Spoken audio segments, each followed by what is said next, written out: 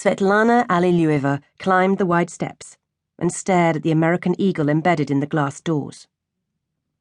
All the important decisions of her life had been taken precipitately.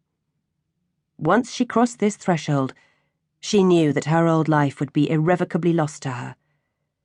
She had no doubt that the wrath of the Kremlin would soon fall on her head.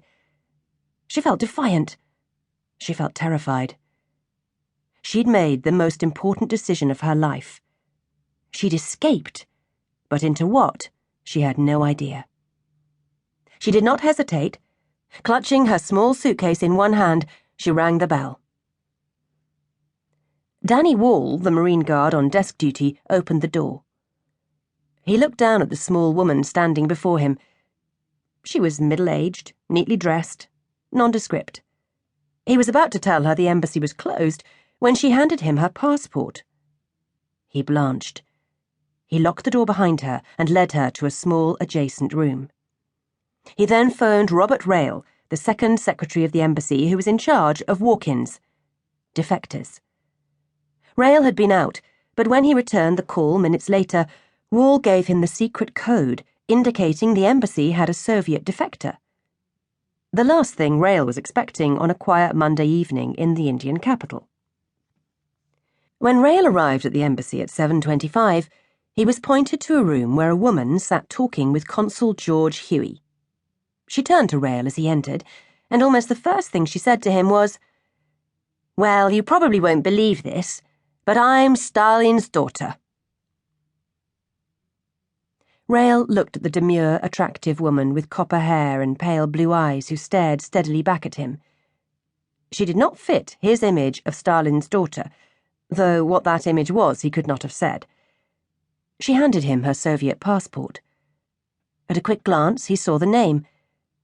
Citizeness Svetlana Yosefovna Alliluyeva. Yosefovna was the correct patronymic, meaning daughter of Joseph. He went through the possibilities.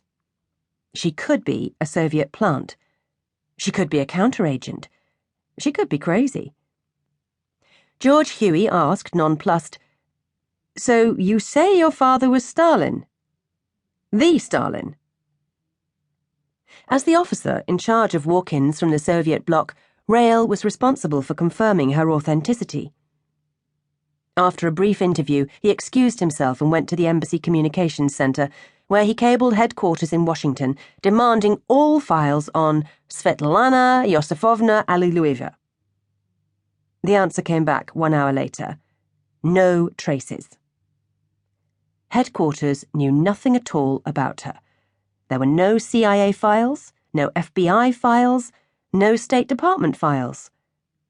The US government didn't even know Stalin had a daughter. While he waited for a response from Washington, Rail interrogated Svetlana. How did she come to be in India? She claimed that she had left the USSR on December the 19th on a ceremonial mission.